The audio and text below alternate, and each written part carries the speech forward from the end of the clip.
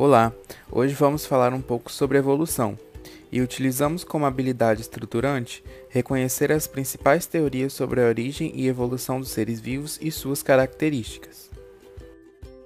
Podemos citar 4 teorias mais conhecidas: o fixismo, o lamarckismo, o darwinismo e o neodarwinismo. O fixismo se difere das demais por admitir que as espécies não se modificassem no decorrer do tempo. Até o século XVIII era bem defendida essa ideia, que os indivíduos foram criados e não sofreram modificações através do tempo, assim apresentando as mesmas características desde a sua criação até os dias atuais. Entretanto, com o conhecimento dos fósseis e o desenvolvimento da anatomia e embriologia, surgiram as teorias evolucionistas, que defendiam que os organismos sofriam mudanças ao longo do tempo. E essas teorias evolucionistas, elas afirmam que ocorreram mudanças nos organismos ao longo dos milhares de anos do planeta. E essas mudanças podem ser vistas, por exemplo, em fósseis de organismos que hoje não são encontrados na Terra, mas que possuem grandes semelhanças com os organismos atuais. Todas essas teorias evolutivas existentes falam em mudança, diferenciando-se apenas sobre a forma como essas mudanças ocorreram. Então vamos falar um pouquinho sobre a teoria lamarckista. Essa teoria, proposta por Lamarck em 1809, ela afirma que a evolução dos seres vivos ocorre segundo 2 leis propostas por ele. A primeira lei proposta por ele é a lei do uso e desuso dos órgãos, que diz que quanto mais usadas as regiões ou órgãos do corpo, mais elas se desenvolvem, e as partes que não são usadas vão enfraquecendo, diminuindo, chegando até a desaparecer. A segunda lei proposta por Lamarck é a lei da transmissão hereditária dos caracteres adquiridos. Ela diz que as modificações provocadas pelo uso ou desuso são transmitidas aos descendentes. Em outros termos, diríamos que Lamarck e seus seguidores acreditavam que o organismo, para adaptar-se, adquiriu uma série de novas características que se tornariam hereditárias. Assim, o lamarckismo explicaria, por exemplo, por que a girafa tem pescoço comprido. Como seu alimento fica na copa das árvores, teria aumentado o comprimento do pescoço e das pernas pelo esforço constante de esticá-los através de muitas gerações. E também explicaria o porquê de as cobras não terem membros como patas. Perderam pelo desuso, porque os membros atrapalhariam a locomoção em túneis estreitos. Nos dias atuais, a teoria lamarckista não é a mais aceita cientificamente. Essa teoria ela apresenta alguns pontos falhos que merecem destaque. O primeiro deles diz respeito ao uso e desuso, que não pode ser considerado uma verdade, pois as características do nosso organismo são pré-determinadas pelos genes, e o uso e o desuso poderiam causar alterações nos limites pré-determinados. Outro ponto que merece destaque diz respeito às características adquiridas que não podem ser transmitidas, pois não estão presentes na nossa informação genética. Atualmente, a teoria mais aceita cientificamente é a proposta por Charles Darwin em 1859, que foi publicada no seu livro A Origem das Espécies. Segundo esse pesquisador, as espécies modificam-se ao longo do tempo em virtude da seleção natural.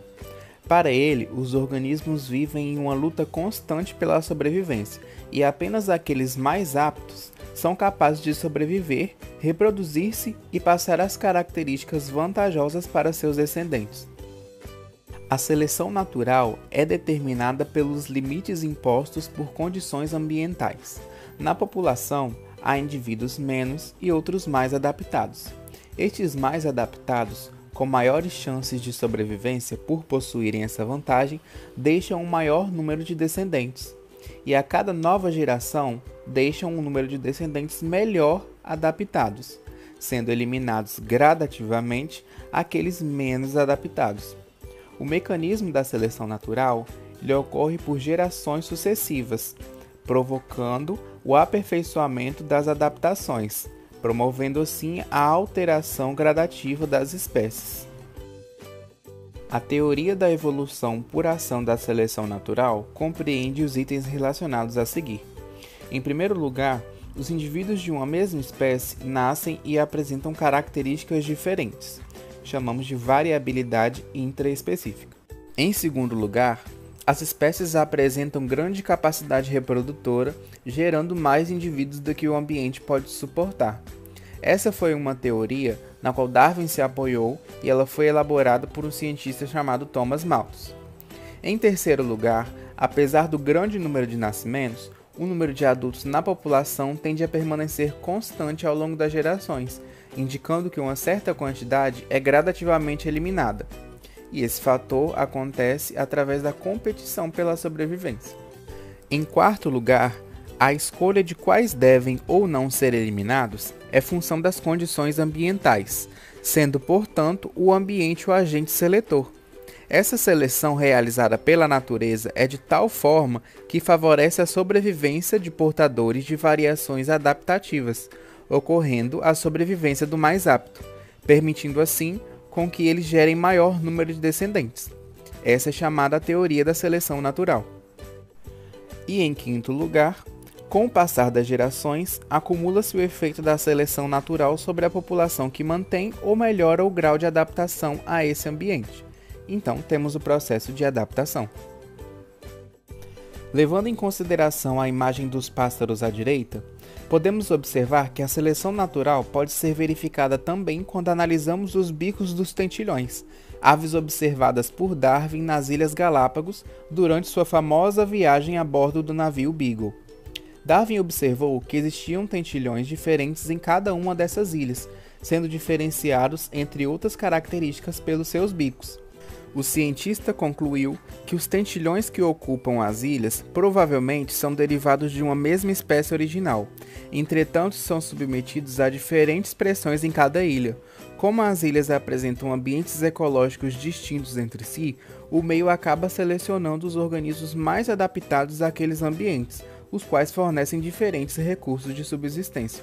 Sendo assim, cada tentilhão da imagem possui o formato de bico mais conveniente para o tipo de dieta disponível em cada ilha. Apesar da seleção natural ser um mecanismo preciso, Darwin não conseguiu explicar como as características vantajosas surgiam nos organismos e também como elas eram transmitidas. Essa explicação não foi possível porque não havia conhecimento sobre genética nesse período. Também conhecida como teoria sintética da evolução, o neodarwinismo é uma teoria criada com contribuição de vários pesquisadores para explicar os fatores que Darwin não compreendia quando apresentou sua famosa teoria. Em outras palavras, podemos dizer que o neodarwinismo consiste na teoria da seleção natural acrescida dos conhecimentos genéticos adquiridos posteriormente. Assim sendo, o neodarwinismo incorpora basicamente a ideia de mutação e recombinação genética hoje já conhecidas. Já que falamos sobre seleção natural, também é válido falar um pouco sobre a seleção artificial, que consiste em toda seleção conduzida pelo homem com um objetivo determinado, geralmente realizada para melhorar a produção, o aspecto ou a qualidade de animais domésticos ou de plantas cultivadas. Os processos usados pelo homem para conduzir a seleção são a promoção do endocruzamento e a formação de híbridos. Na formulação da teoria da seleção natural, alguns outros fatores também foram importantes. Um deles foi a própria observação de Darwin quanto à origem das diferentes raças de cães que surgem por um processo de seleção artificial feito pelo homem.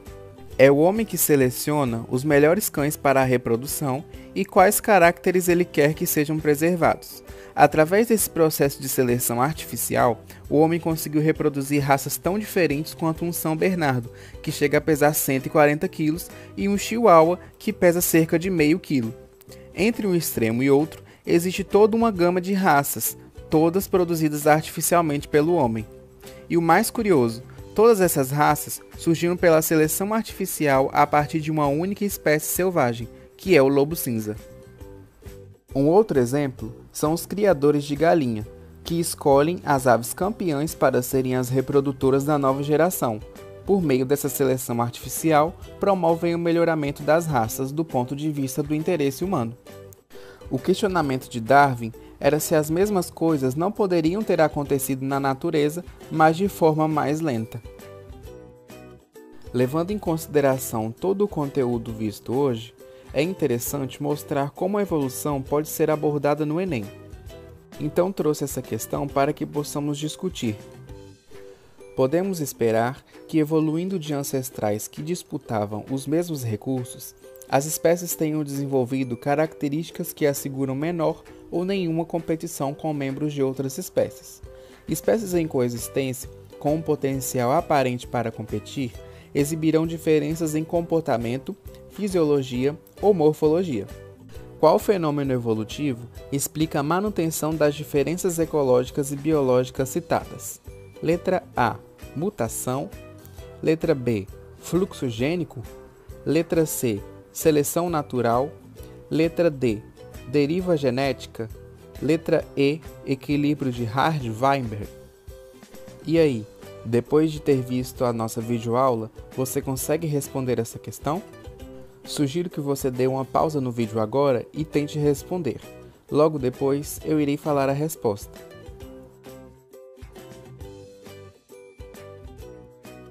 E aí, pensou? Então espero que sua resposta tenha sido a letra C, seleção natural. Lembra lá dos tentilhões de Darwin que nós discutimos? Nós podemos aplicá-los exatamente a essa situação citada no texto. Era apenas uma espécie, mas para evitar a competição por recursos, alguns se distanciaram e foram em busca de novos recursos que não houvessem tanta competição, fazendo com que aqueles que estavam mais predispostos a se alimentar de outras coisas tivessem uma vantagem maior. Então eles se reproduziram e geraram descendentes também mais predispostos, criando então novas espécies de tentilhões, pois depois de bastante tempo longe umas das outras, já não conseguiam mais se reproduzir entre si, diferindo em comportamento, fisiologia e morfologia.